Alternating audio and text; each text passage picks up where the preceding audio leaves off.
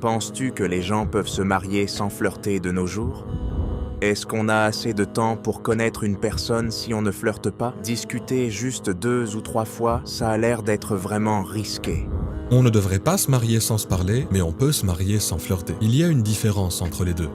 Certaines personnes, malheureusement, prient et font attention aux aspects extérieurs de la religion, mais leur caractère est horrible. Quand on cherche Omar Souleyman sur Google, on trouve cette question très populaire. Est-ce que Omar Souleyman est marié? D'accord, est-ce que Omar Souleyman est marié? Oui, alhamdoulilah, heureux en ménage. Je me suis marié jeune, alhamdoulilah, ça va bientôt faire 15 ans de mariage, avec une femme merveilleuse qui me manque parce que je suis en train de voyager. Ma famille me manque le plus lorsque je voyage. Ma femme, alhamdoulilah, est très discrète, mais en même temps pas dans notre communauté. Si tu viens dans ma communauté, dans notre masjid, elle est très active dans le masjid et c'était la même chose à la Nouvelle-Orléans quand j'étais en Louisiane, quand j'étais imam là-bas. Mais ça, c'est une leçon pour les gens. Ce n'est pas parce que les gens ne publient pas souvent de photos de leur mariage qu'ils ne sont pas heureux en ménage. Nous sommes une famille assez privée, alhamdoulilah rabbil alamin, mais c'est en fait la fille d'un de mes enseignants. Du coup, j'ai épousé la fille de mon cher. Le février prochain, Inch'Allah ta'ala, cela fera 15 ans que nous sommes mariés. On a 3 enfants, alhamdoulilah rabbil alamin. Et qu'Allah la bénisse, c'est la meilleure femme qu'une personne puisse avoir. Donc ça, c'est une bénédiction qui m'a été donnée, alhamdoulilah. Je ne pourrais rien faire de ce que je fais sans son soutien, alhamdoulilah. Alors faites des du'a pour elle. Je dis aux gens de faire des du'a pour ma famille tout le temps. Penses-tu que les gens peuvent se marier sans flirter de nos jours? Comment les gens sont censés se rencontrer s'ils ne flirtent pas? Et peut-on se marier sans flirter? Oui, on peut se marier sans flirter. Comment c'est possible? Tu sais, on ne devrait pas se marier sans se parler, mais on peut se marier sans flirter. Il y a une différence entre les deux. L'islam n'interdit pas aux gens de se parler avant de se marier. En fait, il nous encourage à se parler avant de se marier.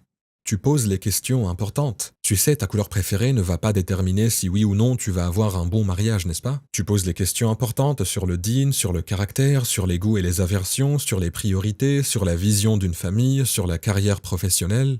Ce sont les questions qu'il faut poser et tu vois si vous êtes compatibles. Je pense que le mot flirter a beaucoup de connotations. Ça peut vouloir dire beaucoup de choses, n'est-ce pas? Tu ne dois pas parler de façon dure et professionnelle, mais en même temps, tu ne peux pas transgresser. Tu ne peux pas aller au-delà des choses que l'islam a interdites. Pourquoi? Parce que si tu y vas, je dirais en fait que c'est risqué d'être romantique avant de se marier. Pourquoi? Parce que quand tu fais ça, tu perds la tête. À ce moment-là, tu ne verras plus les défauts de la personne parce que tu veux que cette personne soit parfaite. Le mariage est une décision qu'il faut prendre en toute conscience. Tu veux t'assurer de bien réfléchir avant de te marier, n'est-ce pas? Et l'amour rend très aveugle. Parfois, on est attiré par l'idée qu'on se fait de quelqu'un et donc on ne réfléchit pas à qui est vraiment cette personne. Quelqu'un vient me voir, je donne ces exemples tout le temps. Disons juste que j'ai beaucoup d'anecdotes amusantes de gens qui tenaient vraiment à ce que la personne qu'ils souhaitent épouser soit la bonne. Cheikh, j'ai prié l'istikhara et j'ai vu ce rêve, et dans ce rêve, elle portait une robe blanche. J'ai dit, ça n'a rien à voir avec ta istikhara, c'est parce que tu pensais à elle avant de t'endormir. Tu sais, où quelqu'un dit, oui, elle ne fait aucune des choses que l'islam recommande, mais elle m'a dit qu'elle aimait Surat al-Rahman, masha'Allah. Ce n'est pas ça qui va sauver ton mariage, tu sais. Il faut penser aux priorités.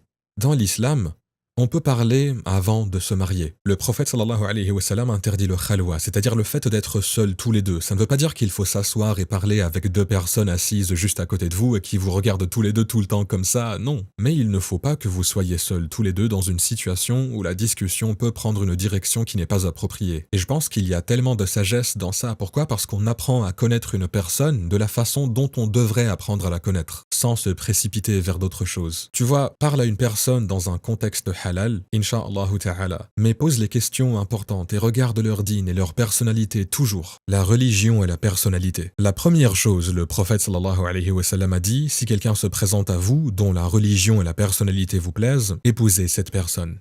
Est-ce qu'on a assez de temps pour connaître une personne si on ne flirte pas? Discuter juste 2 ou 3 fois, ça a l'air d'être très risqué. Il n'est pas obligé que ce soit juste 2 ou 3 fois. Si tu te rends compte de la sagesse de la charia, l'islam ne dit pas qu'on ne peut parler que 2 ou 3 fois. Ça dit ce que tu ne peux pas faire. Et non ce que tu dois faire, mais ce que tu ne peux pas faire. Parce que ça nous garde dans les limites d'Allah subhanahu wa ta'ala. Ça nous permet de parler des sujets qui sont importants. Écoute, certaines personnes auront besoin de plus converser tant qu'ils ne transgressent pas le halal. Et qu'ils ne vont pas dans le haram. En devenant physiquement intimes. en agissant de façon romantique, en parlant de cette façon et en étant seuls tous les deux. Tant qu'ils n'en sont pas là, ils peuvent poser des questions, ils peuvent parler. Et je pense aussi au passage, une chose qui est très importante dans le mariage, c'est d'enquêter sur la personne avant de l'épouser. Demander aux autres? Aux gens qui connaissent bien la personne, d'accord? Et avec tout ça, c'est ça le truc. Même avec tout ça, il y aura toujours un risque. Le mariage est un risque, ok? Parce qu'une personne peut donner une fausse image d'elle-même. En 20 rencontres ou même en 100 rencontres. C'est là que ta confiance en Allah vient, l'intention de satisfaire Allah subhanahu wa ta'ala. Quand tu te maries, prie l'istikhara correctement. Et insha'Allah ta'ala, on demande à Allah subhanahu wa ta'ala de nous donner des époux pieux et bienveillants. C'est une très bonne réponse.